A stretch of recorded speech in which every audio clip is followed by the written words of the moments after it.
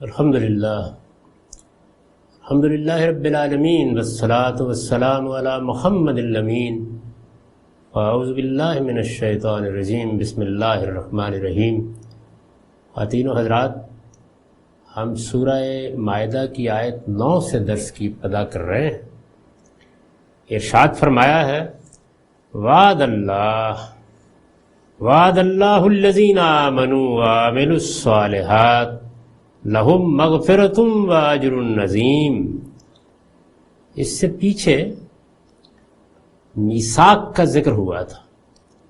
اس میثاق میں ایک طرف ہم بندے ہیں، ہم نے یہ عہد باندھا کہ ہم اللہ تعالیٰ کا حکم سنیں گے اور اس کی اطاعت کریں گے، اللہ کے پیغمبر کا حکم سنیں گے اور اس کی اطاعت کریں گے، سمعنا و اطعنا۔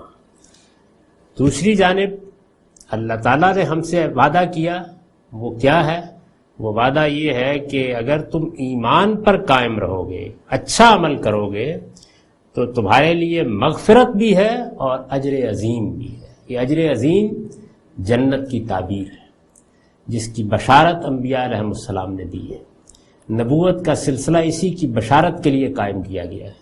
اللہ تعالیٰ نے اپنے اس وعدے کی یاد دہانی کرائی ہے اپنے نبیوں کے ذریعے سے۔ تو میں نے پیچھے یہ عرض کیا تھا کہ آیت 9 اب یہ بتائے گی کہ اس میں ہمارے ساتھ تو معاملے کی نوعیت یہ ہے کہ ہمیں سمع و طاعت کا رویہ اختیار کرنا ہے۔ اللہ کا معاملہ یہ ہے کہ وہ ہم بندوں پر عنایت فرمائے گا اور ہمیں اپنی جنت پہ داخل کرے گا، اجر عظیم عطا فرمائے گا، لیکن ہمیں کرنا کیا ہے؟ سمع و طاعت کا جو عہد ہم نے باندھا ہے اس کا تقاضا کیا ہے؟ اس کا تقاضا ان 2 لفظوں میں قرآن بیان کر دیتا ہے، ایمان اور عمل صالح۔ یعنی وہ حقائق جن کو ماننا ضروری ہے انہیں شرع صدر کے ساتھ مان لیا جائے، اور اس کے نتیجے میں جو پاکیزگی عمل مطلوب ہے اسے اختیار کر لیا جائے۔ عمل صالح کیا ہے؟ وہی پاکیزہ عمل۔ یعنی جب ہم اپنے عمل کو پاکیزہ بنا لیتے ہیں تو وہ صالح بن جاتا ہے، وہ ہمارے لیے بھی صلاح کا باعث بنتا ہے، ہمارے گرد و پیش کے ماحول کے لیے بھی صلاح کا باعث بنتا ہے، اور صلاح کا لازمی نتیجہ کیا ہے؟ فلاح۔ یعنی آپ نے اپنے آپ کو درست کر لیا، اب اللہ تعالیٰ نے آپ سے فلاح کا اجر عظیم کا وعدہ کر رکھا ہے۔ تو قد افلح المومنون، جو لوگ سچے ایمان والے ہیں اور اپنے ایمان کے تقاضوں کو پورا کرتے ہیں ان کے لیے پھر فلاح کی بشارت ہے۔ والذین کفروا وکذبوا بآیاتنا اولئک اصحاب الجحیم۔ قرآن مجید کا عام طریقہ ہے کہ وہ جب بشارت دیتا ہے تو ساتھ ہی انذار کے پہلو کو بھی نمایاں کر دیتا ہے۔ یعنی جب یہ بتایا کہ جو لوگ سمع و طاعت کے اس عہد کے تقاضے پورے کریں گے ان کا اجر کیا ہے، اس کے برخلاف جو منکرین ہیں ان کے ساتھ کیا ہوگا اسے بھی بیان کر دیا۔ تو فرمایا کہ جو منکر ہیں اور انہوں نے ہماری آیتوں کو جھٹلایا ہے وہی دوزخ میں جانے والے ہیں۔ یہ جو وعید ہے اللہ تعالیٰ کی، اس میں دونوں چیزیں ضروری ہیں۔ یعنی جانتے بوجھتے آدمی نے انکار کر دیا، حقائق کو ماننے کے لیے تیار نہیں ہوا، خدا کے مقابلے میں کھڑا ہو گیا، اور جب یاد دہانی کی گئی، اس کی آیتیں نازل ہوئیں اور ان کے ذریعے سے اسے یاد دلایا گیا کہ یہ دین تو تمہاری فطرت کا تقاضا ہے، یہ تو تمہارے اندر ودیت ہے، یہ تو عقل کہتی ہے کہ ایسے ہی ہونا چاہیے، اس سے تو کسی حال میں بھی انحراف نہیں کیا جا سکتا، تو اس نے ان آیات کو جھٹلا دیا۔ یعنی وہ باتیں کہیں جو قرآن مجید نے منکرین کے اقوال کی حیثیت سے نقل کر دی ہیں کہ یہ پیغمبر خود ہی بات کر رہے ہیں، انہوں نے خود ایک افسانہ سنا دیا ہے، یہ اساطیر الاولین ہیں، اور اس طرح کی بہت سی دوسری چیزیں۔ تو فرمایا کہ وہ دوزخ کے لوگ ہیں۔ یا ایھا الذین آمنوا اذکروا نعمت اللہ علیکم اذ ہم قوم ان یبسطوا الیکم ایدیہم فکف ایدیہم عنکم واتقوا اللہ وعلی اللہ فلیتوکل المؤمنون۔ ایمان والو، اور اپنے اوپر اللہ کی یہ عنایت بھی یاد رکھو کہ جب ایک قوم نے تم پر دسترازی کا ارادہ کیا، اذ ہم قوم ان یبسطوا الیکم ایدیہم، جب ایک قوم نے تم پر دسترازی کا ارادہ کیا، فکف ایدیہم عنکم، تو اللہ نے ان کے ہاتھ تم سے روک دیے۔ فرمایا تھا کہ اللہ کی عنایت کو یاد رکھو، اس پر عطف کرے گا واتقوا اللہ، اور اللہ سے ڈرتے رہو۔ پھر مزید اس پر عطف کر کے کہا اور یاد رکھو کہ ایمان والوں کو تو اللہ ہی پر بھروسہ کرنا چاہیے، وعلی اللہ فلیتوکل المؤمنون۔ اس میں ایک قوم سے کیا مراد ہے؟ میں نے لکھا ہے اشارہ ہے قریش مکہ کی طرف، جن کی دست درازیوں کو روک کر اللہ تعالیٰ نے بالآخر مسلمانوں کو ان پر غلبہ عطا فرمایا۔ یعنی قرآن مجید میں جس طرح مکیات مدنیات کو بیان کیا گیا ہے، جس طرح قرآن مجید کے عرف میں قوم کا لفظ آتا ہے، ان سب کو اگر آپ سامنے رکھیں تو یہ بات بالکل واضح ہو جاتی ہے کہ یہاں در حقیقت قریش مکہ کی طرف اشارہ کیا ہے۔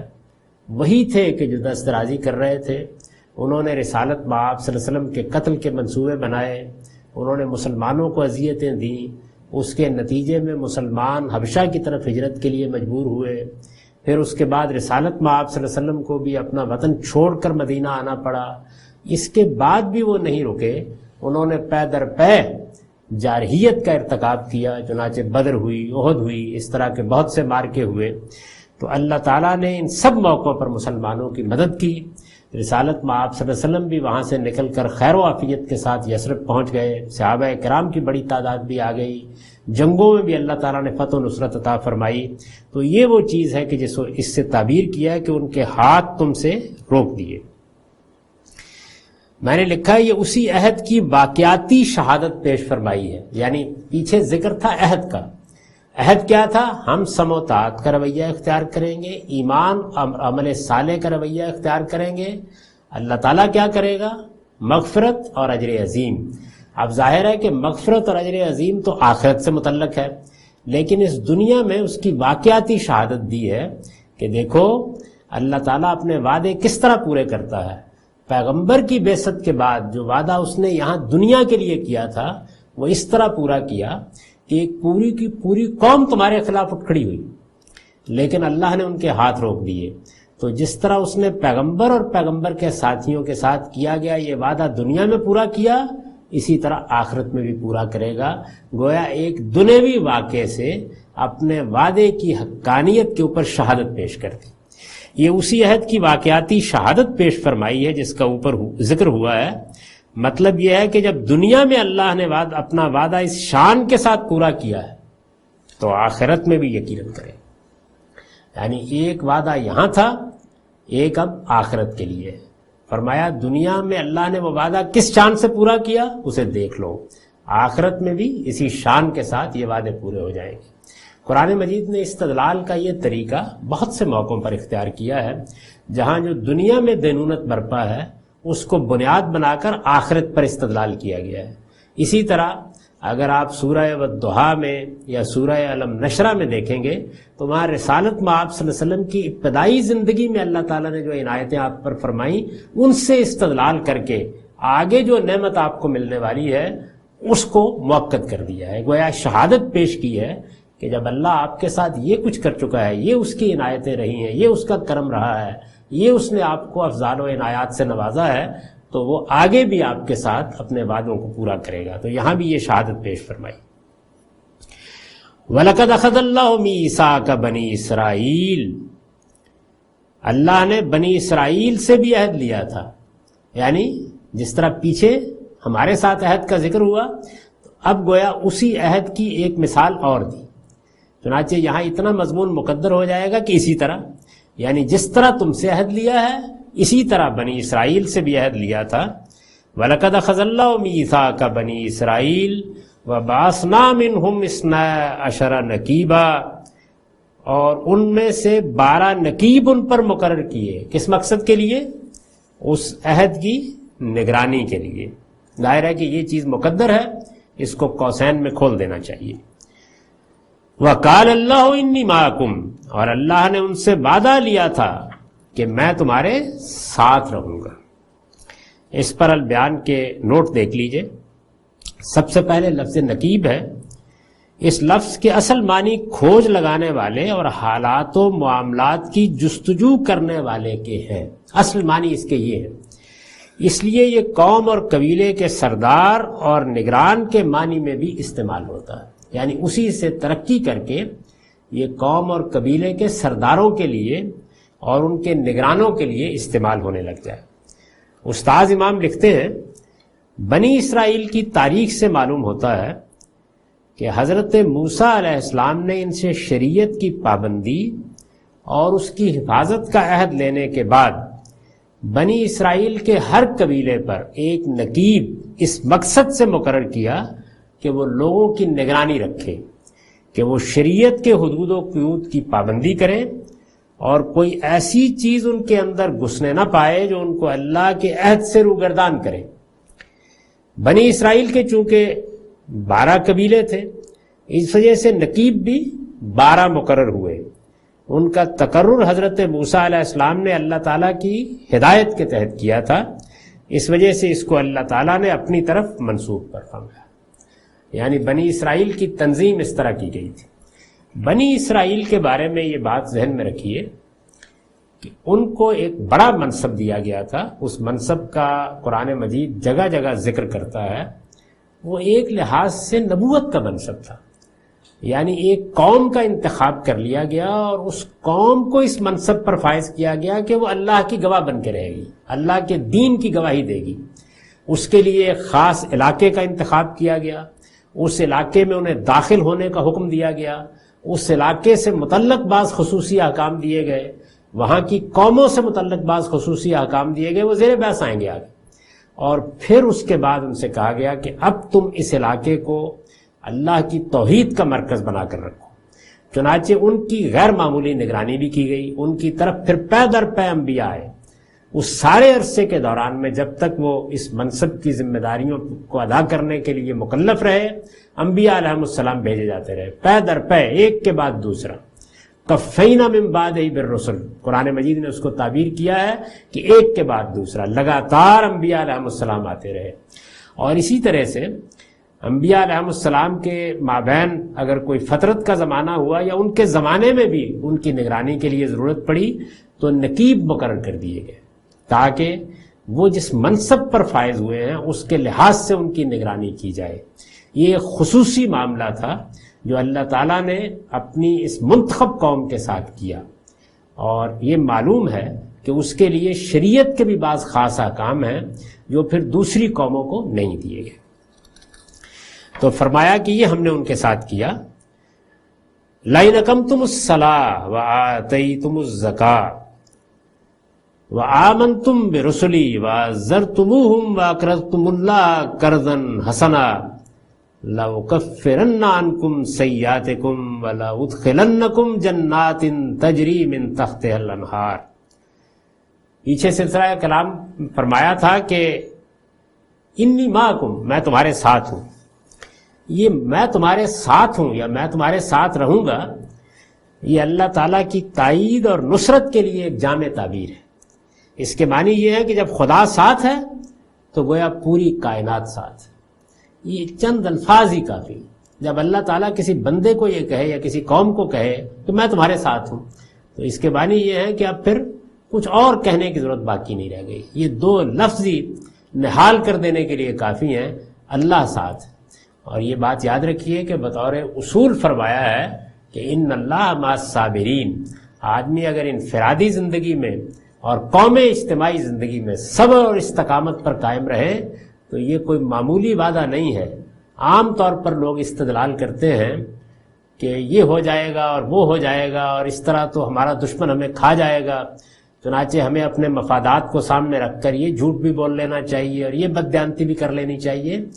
آپ اگر صحیح جگہ پر کھڑے ہو جائیں اور صبر کے ساتھ اپنے موقف پر قائم رہیں اور اللہ کے کسی قانون کی خلاف ورزی نہ کریں تو اللہ کی معیت حاصل ہوتی ہے، اور یہ کوئی معمولی وعدہ نہیں۔ ارشاد ہوا کہ اگر تم نے نماز کا اہتمام کیا اور زکوٰۃ ادا کی اور میرے رسولوں کو مانا۔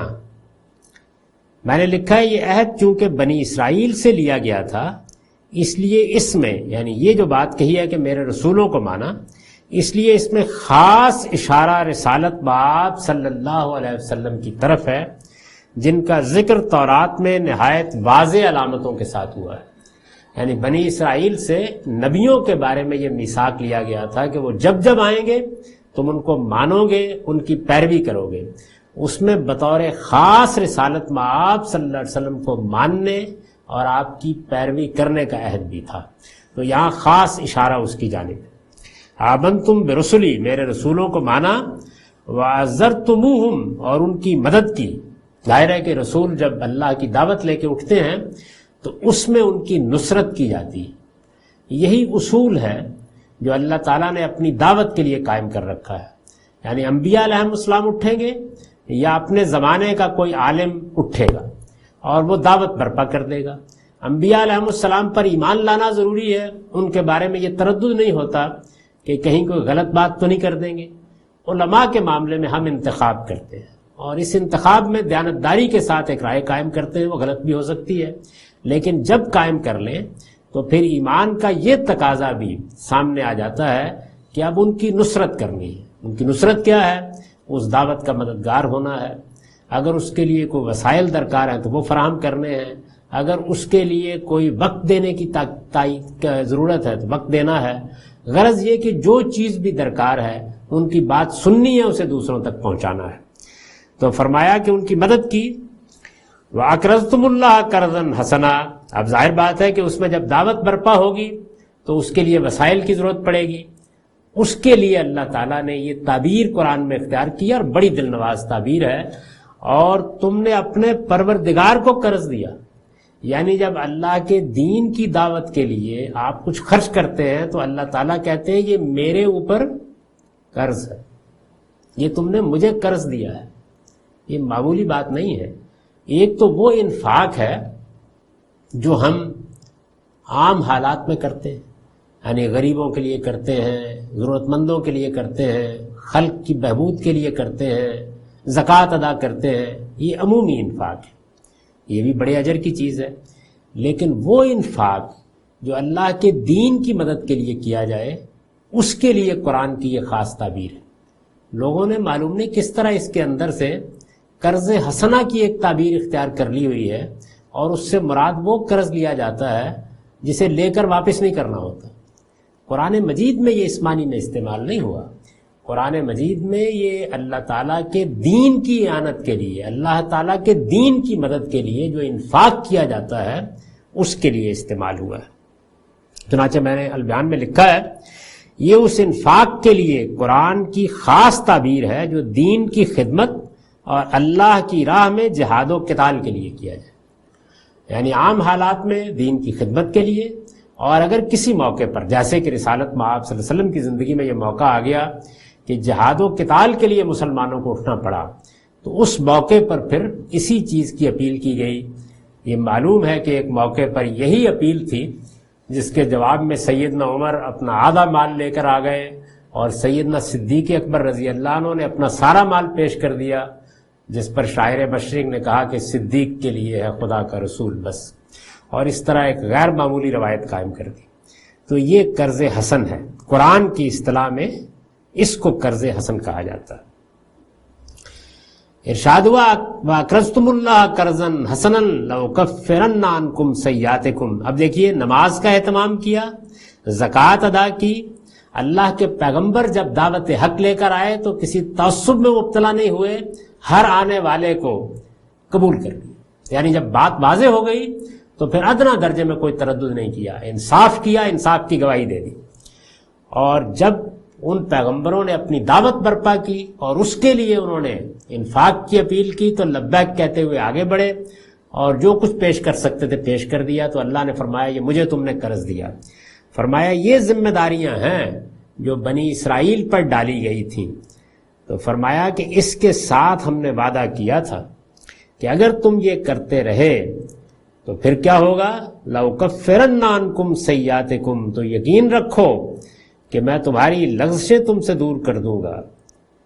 وَلَأُدْخِلَنَّكُمْ جَنَّاتٍ تَجْرِي مِن تَحْتِهَا الْأَنْهَارُ، اور تمہیں ایسے باغوں میں داخل کروں گا جن کے نیچے نہریں بہتی ہوں گی. یہ ظاہر ہے کہ جنت کی تعبیر ہے، لیکن یہاں جو خاص بات ہے اور جس کو سامنے رکھنا چاہیے وہ یہ لفظ سیات ہے. پہلے تو اس کو سمجھ لیجئے. اس پر میں نے لکھا ہے اصل میں لفظ سیئات آیا ہے، اس سے مراد وہ لغزشیں اور کوتاہیاں ہیں جو ان احکام کی خلاف ورزی سے پیدا ہوتی ہیں جو سد ذریعہ کے طور پر دیے جاتے ہیں. یعنی ایک تو وہ غلطیاں ہیں یا وہ گناہ ہیں جو ان احکام کی خلاف ورزی سے پیدا ہوتے ہیں جو اصلاً مطلوب ہے. مثال کے طور پر کسی آدمی نے قتل کر دیا، کسی آدمی نے بدکاری کی زندگی اختیار کر لی، کسی آدمی نے شرک کا ارتکاب کیا، کوئی استکبار کر کے خدا کے مقابلے میں کھڑا ہو گیا. تو یہ تو وہ جرائم ہیں جن کے لیے توبہ بھی کرنی ہے، جن کی تلافی بھی کرنی ہے، یہ ضروری ہے. اس میں اگر حقوق العباد کا معاملہ ہے تو ظاہر ہے کہ ان سے بھی معافی تلافی کی صورت اختیار کرنی ہے. لیکن سیئات کیا ہے؟ سیئات اصل میں سد ذریعہ کی خلاف ورزی سے پیدا ہونے والی غلطیاں اور لغزشیں. سد ذریعہ اس کو کہتے ہیں کہ آپ نے اصل جرم کا ارتکاب تو نہیں کیا، لیکن اس کا راستہ بند کرنے کے لیے جو ہدایات دی گئی تھی ان کی خلاف ورزی کر دی. اس کو بیان کیا نا رسالت میں آپ صلی اللہ علیہ وسلم نے زنا کے بارے میں کہ ایک چیز تو یہ ہے کہ آدمی نے زنا کا ارتکاب کر ڈالا، ایک چیز وہ ہے کہ اس نے وہ دروازے کھول دیے جن سے اس فعل کی طرف بڑھا جا سکتا ہے. چنانچہ فرمایا آنکھیں بھی زنا کرتی ہیں، ہاتھ بھی زنا کرتے ہیں، اور پھر آخر میں ایک بڑی عمدہ بات کہی، پھر شرمگاہ یا اس کی تکذیب کر دیتی ہے یا تصدیق کر دیتی ہے. یعنی مطلب یہ ہے کہ یا اس جرم کا ارتکاب ہو جاتا ہے اور یا آدمی کسی مرحلے پر رک جاتا ہے یا اس حد تک نہیں جاتا. تو اگر اس حد تک نہیں گیا تو پھر یہ کیا ہوا ہے؟ یہ جو خلاف ورزی ہوئی ہے یہ سد ذریعہ کے احکام کی خلاف ورزی ہے. اس طرح کی چیزیں ہیں جن کے بارے میں یہ فرمایا ہے اور جگہ جگہ بشارت دی ہے کہ اگر دین کے بنیادی احکام کی پابندی کی جائے گی، ایمان اور عمل صالح پر انسان قائم ہوگا اور وہ جو کچھ بھی اس سے اللہ نے تقاضے کیے ہیں ان کو اصلاً پورا کر رہا ہے لیکن اس کے ساتھ گناہ ہو جاتے ہیں، تو اگر تو وہ گناہ کبائر الاسم والفواحش ہیں تو ان کے لیے تو معافی کی بھی ناگزیر ضرورت ہے اور تلافی بھی اگر کہیں درکار ہے تو وہ بھی کرنا ہوگی. لیکن اگر اس نوعیت کی سیئات ہیں تو یہ اللہ محض نیکیوں کی وجہ سے معاف کر دیتا ہے. یہی چیز وہاں کہی ہے کہ ان الحسنات یذہبن السیئات، یعنی جب آدمی نیکی کرتا ہے تو وہ برائیوں کا خاتمہ کر دیتی ہے. رسالت میں آپ صلی اللہ علیہ وسلم نے اسی اصول پر فرمایا تھا جب ایک شخص نے کہا کہ میں وہاں جنگل میں تھا اور میں وہاں سب کچھ کر گزرا لیکن بس اللہ نے آخر میں مجھ کو بچا لیا، اللہ نے جس چیز سے روکا ہے اس کا ارتکاب ہو جانے کو تھا. تو آپ نے فرمایا تم نے نماز پڑھی ہے تو اللہ نے اس کو معاف فرما دیا. تو سد ذریعہ کی خلاف ورزی میں جو اس طرح کی چیزیں انسان سے ہو جاتی ہیں ان کے بارے میں یہ بشارت ہے.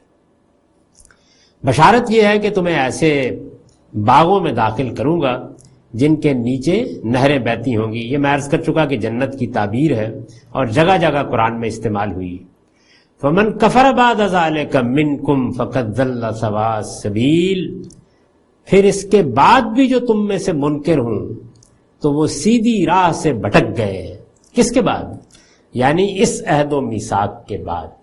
اللہ نے تم سے یہ تقاضا کیا، اس کے جواب میں تمہیں یہ بشارت دی. تو فرمایا اس عہد و میثاق کو باندھ لینے کے بعد بھی اگر انکار کر رہے ہو، اللہ نے عہد لیا تم نے اس کا اقرار کیا، اس اقرار کا بھی قرآن مجید میں جگہ جگہ حوالہ ہے. اس پر میں نے لکھا ہے کہ اس سے واضح ہے کہ بنی اسرائیل کے لیے اس معاہدے سے انحراف گویا خدا اور اس کی ہدایت کا انکار کر دینے کے مترادف تھا. اس وجہ سے اس کو تعبیر کیا ہے فمن کفر بعد ذلک، یعنی کفر سے تعبیر کیا. جب آدمی خدا کو ماننے کے باوجود خدا کے عہد سے اس طرح انحراف کرتا ہے، جانتے بوجھتے اس کو پس پش ڈال دیتا ہے، تو یہ گویا خدا کا انکار ہے، یہ اس کی ہدایت کا انکار ہے. چنانچہ اسی بنا پر اسے کفر سے تعبیر کیا. تو قرآن مجید میں یہاں یہ کفرا یا الذین کفروا آ جاتا ہے تو اس کو بعض اوقات اس کے سیاق میں رکھ کے سمجھنا پڑتا ہے، غور کر کے کہ اس میں کیا پہلو ہے جس کے اوپر کفر کا اطلاق کیا گیا ہے. تو یہاں یہ پہلو ہے جس کو سامنے رکھ کر اللہ تعالیٰ نے یہ بات فرمائی. فَبِمَا نَقْضِهِمْ مِيثَاقَهُمْ لَعَنَّاهُمْ وَجَعَلْنَا قُلُوبَهُمْ قَاسِيَةً، سو اپنے اس عہد کو توڑ دینے ہی کی وجہ سے، فَبِمَا نَقْضِهِمْ مِيثَاقَهُمْ، سو اپنے اس عہد کو توڑ دینے ہی کی وجہ سے ہم نے ان پر لعنت کی. لعناہم،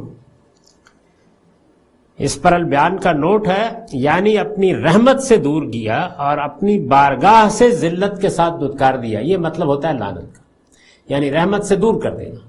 وہ اللہ تعالیٰ نے کہا کہ اب میری بارگاہ میں تمہارے لیے کوئی جگہ نہیں ہے. جب اس پوری بات کو ایک لفظ میں ادا کرنا ہو تو اس کے لیے عربی زبان میں لعنت کا لفظ استعمال ہوتا ہے. تو ارشاد فرمایا کہ یہ وجہ تھی، یعنی انہوں نے اپنے عہد کو اس طرح باندھا اور پھر اس کے بعد توڑ دیا، اس کی پرواہ نہیں کی، تو ہم نے ان پر لعنت کی. یعنی اپنی رحمت سے دور کیا اور اپنی بارگاہ سے ذلت کے ساتھ دھتکار دیا. اس مفہوم کے لیے جامع تعبیر یہی لعنت ہے. اس کے نتائج کیا ہوتے ہیں یہ آگے کی آیتوں میں بیان ہوئے، یعنی اس سے آگے جو آیتیں آ رہی ہیں ان میں اب اس کے نتائج بیان کیے ہیں کہ جب اللہ لعنت کر دیتا ہے تو کسی قوم کے لیے کیا نتائج نکلتے ہیں. استاذ امام امین احسن اصلاحی نے ان کی وضاحت فرمائی ہے. وہ لکھتے ہیں راندہ درگاہ ہونے کا، یعنی جب بارگاہ سے دھتکار کے باہر پھینک دیا جائے تو راندہ درگاہ ہونے کا پہلا اثر جو اس قوم پر پڑتا ہے وہ یہ ہے کہ اس کے اندر سے خدا کی خشیت جو دل کی زندگی کی ضامن ہے ختم ہو جاتی. پہلا اثر یہ پڑتا ہے. یہ خشیت ہے، یعنی انسان خدا کے سامنے ایک جھکاؤ محسوس کرتا ہے اندر سے، جس سے دین پیدا ہوتا ہے. فرمایا یہ چیز ختم ہو جاتی ہے اور دل پتھر ہو کر توبہ و انابت کی رویدگی کے لیے بالکل بنجر ہو جاتا ہے. یعنی دل پتھر ہو جاتا ہے، پھر اس کے بعد اس میں توبہ اور انابت کی فصل نہیں اگ سکتی، یہ سبزہ اس میں کبھی نہیں لہلاتا، وہ اس کے لیے بنجر ہو جاتا ہے. یہ حالت پیدا ہوتی ہے، یہ حالت پیدا تو ہوتی ہے عہد شکن قوم کے اپنے عمل کے نتیجے کے طور پر، یعنی اس نے جو کیا اس کے کرتوتوں کی پاداش میں یہ ہوتا ہے. لیکن چونکہ واقع ہوتی ہے اللہ تعالیٰ کی مقررہ سنت کے مطابق، اس وجہ سے اس کو منسوب اللہ تعالیٰ نے اپنی طرف فرمایا ہے. یعنی یہ جو نسبت ہوتی ہے کہ اللہ نے یہ کر دیا، تو اللہ نے یہ کر دیا، اللہ نے لعنت کی یا اس کے یہ نتائج نکالے، یہ در حقیقت اس قانون کا بیان ہوتا ہے، اس سنت الہی کا بیان ہوتا ہے جس کے تحت وہ نتائج نکلنا شروع ہو جاتے ہیں.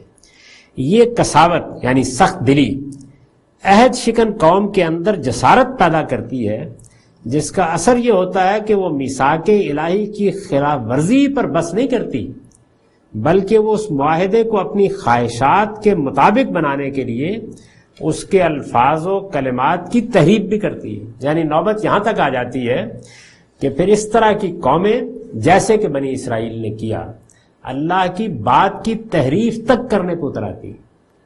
ہم یہ جانتے ہیں اب، اور قرآن مجید نے اس کی گواہی دی ہے کہ جو اس وقت بائبل موجود ہے، جس میں تورات بھی ہے، جس میں زبور بھی ہے، جس میں انجیل بھی ہے، انبیاء کے دوسرے صحائف بھی ہیں، اور بنی اسرائیل کی تاریخ بھی، تو آپ اس میں دیکھیے کہ تحریف کہاں کہاں ہوئی ہے. اصلاً کتابیں محفوظ ہیں بڑی حد تک، یعنی وہ اللہ ہی کی کتابیں ہیں، ان کا لفظ لفظ بول کے بتا رہا ہے کہ وہ اللہ ہی کا پیغام ہے اور اللہ تعالیٰ ہی کے الفاظ کو ترجمہ کر دیا گیا ہے. لیکن تحریف وہاں کی گئی ہے، یہاں رسالت مآب صلی اللہ علیہ وسلم یا ابراہیم علیہ السلام کے مکہ میں آنے یا حرم کو آباد کرنے کا ذکر تھا. کیوں؟ اس لیے کہ یہ ان کی قومی مفاخرت کے جذبے کے خلاف تھا. وہ یہ سمجھتے تھے کہ بنی اسرائیلی کے لیے اللہ کی ہدایت اور نعمت خاص ہو چکی ہے. جب انہوں نے دیکھا کہ یہ بنی اسماعیل کو دی جانے والی ہے تو اس میں تحریف تک کر گزرے. تو اس کی طرف اشارہ فرمایا ہے کہ جب نوبت یہاں پہنچ جاتی ہے تو پھر لوگ یہ تک کر گزرتے. فَبِمَا نَقْضِهِمْ مِيثَاقَهُمْ لَعَنَّاهُمْ وَجَعَلْنَا قُلُوبَهُمْ قَاسِيَةً، اور ان کے دل سخت کر دیے. اب کیا کرتے ہیں؟ يُحَرِّفُونَ الْكَلِمَ عَن مَّوَاضِعِهِ. یہ اللہ تعالیٰ نے اب لعنت کے نتائج بیان کیے، دل کی سختی اور قساوت کے نتائج بیان کیے. ان کے دل سخت کر دیے. اب کیا حال ہے؟ فرمایا حال یہ ہے يُحَرِّفُونَ الْكَلِمَ عَن مَّوَاضِعِهِ، یہ کلام کو اس کے موقع و محل سے ہٹا دیتے ہیں. یعنی بات کے اندر اس طرح تحریف کرتے ہیں کہ اس کا موقع یہ تھا، آپ نے اس موقع سے اس کو اٹھا دیا، اب اس کے معنی کچھ سے کچھ ہو جائیں گے، بات کچھ سے کچھ ہو جائے گی. یہی چیز ہے جو ہم جب فرقہ بندی کا مزاج رکھنے والے لوگوں کی تفسیریں پڑھتے ہیں، ان کی گفتگویں سنتے ہیں تو صاف نظر آ رہی ہوتی. یعنی اگر قرآن مجید کو بالکل کھلے ذہن کے ساتھ دیکھا جائے تو بات میں کوئی ابہام نہیں ہوتا. بالکل واضح ہوتی ہے بات، لیکن چونکہ پہلے سے ایک نقطہ نظر قائم کر کے اس کی طرف مراجعت کی جاتی ہے تو نتیجہ کیا نکلتا ہے کہ سیاق و سباق کیا کہہ رہا ہے، موقع و محل کیا ہے، اس سے بات کو بالکل اٹھا کر کوئی اور معنی اس میں پیدا کر دیے جاتے ہیں۔ یحرفون الکلم عن مواضعہ، کلام کو اس کے موقع و محل سے ہٹا دیتے ہیں۔ وَنَسُوا حَظًّا مِّمَّا ذُكِّرُوا بِهِ، اور جس چیز کے ذریعے سے انہیں یاد دہانی کی گئی تھی اسے بھلا بیٹھے۔ وہ چیز کیا تھی اور انہوں نے کیا بھلا دیا، اس پر البیان کا نوٹ ہے۔ اس سے تورات مراد ہے، اس لیے کہ خدا کا یہی عہد نامہ تھا جس کے بنی اسرائیل پابند بنائے گئے، یعنی جب انہیں تورات دی گئی، اور تورات سراسر شریعت ہے، یعنی اس میں دو ہی چیزیں ہیں، یا اللہ کی شریعت ہے یا بنی اسرائیل کے ساتھ اللہ کا جو خصوصی عہد و پیمان ہے اس کا بیان ہے، اس کے تقاضوں کی تفصیلات۔ اس سے تورات مراد ہے اس لیے کہ خدا کا یہی عہد نامہ تھا جس کے بنی اسرائیل پابند بنائے گئے اور جس کے ذریعے سے ان کی یاد دہانی کا اہتمام کیا گیا تھا۔ یہود کی تاریخ کا مطالعہ کرنے سے معلوم ہوتا ہے کہ انہوں نے اس میں لفظی تحریفات بھی کی ہیں، اپنی تعویلات کے ذریعے سے اس کے حقائق کی قلب ماہیت بھی کی ہے، اور اس کی بعض چیزیں عام لوگوں سے چھپائی بھی ہیں، یعنی تینوں معاملات ہوئے۔ لفظی تحریفات مثالیں بھی موجود ہیں، خاص طور پر جو تاریخ کا حصہ ہے اس میں جیسے کہ میں نے عرض کیا سیدنا ابراہیم علیہ السلام کا تعلق چونکہ وہ بیت اللہ سے کاٹ دینا چاہتے تھے، بیت اللہ کی خصوصی حیثیت کو نہیں ماننا چاہتے تھے، بنی اسماعیل کے ساتھ اللہ کا کیا معاملہ ہے اس سے غیر متعلق کر دینا چاہتے تھے، سیدنا اسماعیل علیہ السلام ذبیح تھے یہ حیثیت ختم کر دینا چاہتے تھے تاکہ رسالت میں آپ صلی اللہ علیہ وسلم کے لیے جو شہادتیں ہیں وہ ختم ہو جائیں، تو یہ کیا انہوں نے۔ دوسری جانب اپنی تعویلات کے ذریعے سے اس کے حقائق کی قلب ماہیت بھی کی، یعنی جو حقائق بیان ہوئے تھے اس میں تعویلات کے ذریعے سے ایسے مضامین پیدا کر دیے جو متکلم کا منشا ہی نہیں تھے، اس کا مقصود ہی نہیں تھے۔ میں اب بھی لوگوں سے کہتا ہوں کہ آپ مثال کے طور پر انجیل میں پہاڑی کا باز پڑھیے، یہ حقیقت ہے کہ پورا وہ دین جو قرآن بیان کرتا ہے، جو تقاضے بیان کرتا ہے، جس طرح ایمان اور عمل کی بنیاد پر جنت کی بشارت دیتا ہے، سب پوری صراحت سے بیان ہو گئے۔ اور جتنے عقائد اس وقت مسیحیوں نے اختیار کر رکھے ہیں، تنہا یہ سرمن آف دا ماؤنٹ جو ہے، پہاڑی کا باز جو ہے انجیل میں، یہ اس کی تردید کے لیے کافی، یعنی کفارے کے عقیدے کی بھی تردید کر دیتا ہے، ایمان اور عمل صالح پر نجات منحصر ہے اس کو بھی پوری طرح واضح کر دیتا ہے، شریعت منسوخ کی گئی ابتدائی میں کہہ دیتا ہے کہ میں تورات کو منسوخ کرنے نہیں، میں اس کو پورا کرنے کے لیے آیا۔ تو یہ سب موجود ہے، لیکن کیا ہوتا ہے، حقائق کی قلب ماہیت کر دی جاتی ہے، الفاظ تو موجود ہیں لیکن اس کی تعبیر ایسے کی جاتی ہے کہ اس کے نتیجے میں وہ مدعا سامنے نہیں رہتا جو متکلم کا مدعا ہے۔ اور اس کی بعض چیزیں عام لوگوں سے چھپائی بھی ہیں، یعنی علماء ہیں، وہ زمانہ نہیں تھا جو اب ہے کہ آپ کو ہر گھر میں قرآن مل جاتا ہے، محدود نسخے تھے، بڑی حد تک علمائی کے پاس ہوتے تھے، مذہبی پیشواؤں کے پاس، تو بعض چیزیں چھپائی بھی ہیں۔ یہ ان کے لیے گھر کا چراغ تھا، اور استاذ امام کے الفاظ میں گھر کا چراغ ہی ہوتا ہے جس سے روشنی حاصل کی جاتی ہے، اگر اسی کو بجھا دیا جائے یا چھپا دیا جائے تو اب دوسری کون سی چیز اجالا کرے گی۔ یہ قرآن بھی ہمارے گھر کا چراغ ہے، اور یہی ہے کہ جس کی طرف اگر ہم رجوع کریں گے، جس کی ہدایت کی پیروی کریں گے، جس کو اپنی تعویلات کے خراج پر چڑھانے کی بجائے جو کچھ اس کا مدعا ہے اس کے سامنے سر تسلیم کم کریں گے، وہ جن حقائق کو منوانا چاہتا ہے اس کو مانیں گے، اور جن چیزوں پر عمل کرانا چاہتا ہے ان پر عمل پیرا ہوں گے، تو اللہ کے عہد کو پورا کریں گے اور گھر میں اجالا ہوگا۔ تو یہ بتایا کہ ان لوگوں نے اس جرم کا ارتکاب کیا، اور پھر اللہ نے جب لعنت کی تو اس کے نتائج یہ نکلے کہ یہ اس چیز کو بھلا بیٹھے جس کے ذریعے سے انہیں یاد دہانی کی گئی تھی۔ ابھی یہ سلسلہ جاری ہے، ان آیات کا ترجمہ سن لیجئے۔ ارشاد فرمایا ہے، اللہ نے ان لوگوں سے وعدہ کر رکھا ہے جو ایمان لائے اور جنہوں نے نیک عمل کیے ہیں کہ ان کے لیے مغفرت اور اجر عظیم ہے۔ اس کے برخلاف جو منکر ہیں اور انہوں نے ہماری آیتوں کو جھٹلایا ہے، وہی دوزخ میں جانے والے ہیں، ایمان والو اور اپنے اوپر اللہ کی یہ عنایت بھی یاد رکھو کہ جب ایک قوم نے تم پر دسترازی کا ارادہ کیا تو اللہ نے ان کے ہاتھ تم سے روک دیے، اور اللہ سے ڈرتے رہو اور یاد رکھو کہ ایمان والوں کو تو اللہ ہی پر بھروسہ کرنا چاہیے۔ اللہ نے اسی طرح بنی اسرائیل سے بھی عہد لیا تھا، اور اس کی نگرانی کے لیے ان میں سے 12 نقیب ان پر مقرر کیے تھے، اور اللہ نے ان سے وعدہ کیا تھا کہ میں تمہارے ساتھ رہوں گا اگر تم نے نماز کا اہتمام کیا اور زکوٰۃ ادا کی اور میرے رسولوں کو مانا اور ان کی مدد کی اور اپنے پروردگار کو قرض دیتے رہے، اچھا قرض، تو یقین رکھو کہ میں تمہاری لغزشیں تم سے دور کر دوں گا اور تمہیں ایسے باغوں میں داخل کروں گا جن کے نیچے نہریں بہتی ہوں گی۔ پھر اس عہد و میثاق کے بعد بھی جو تم میں سے منکر ہوں تو انہیں معلوم ہونا چاہیے کہ وہ سیدھی راہ سے بھٹک گئے ہیں۔ سو اپنے اس عہد کو توڑ دینے ہی کی وجہ سے ہم نے ان پر لعنت کی اور ان کے دل سخت کر دیے۔ اب ان کی حالت یہ ہے کہ یہ کلام کو اس کے موقع و محل سے ہٹا دیتے ہیں، اور جس چیز کے ذریعے سے انہیں یاد دہانی کی گئی تھی اسے بھلا بیٹھے ہیں۔ اقول قولی ھذا واستغفر اللہ لی ولکم ولسائر المؤمنین۔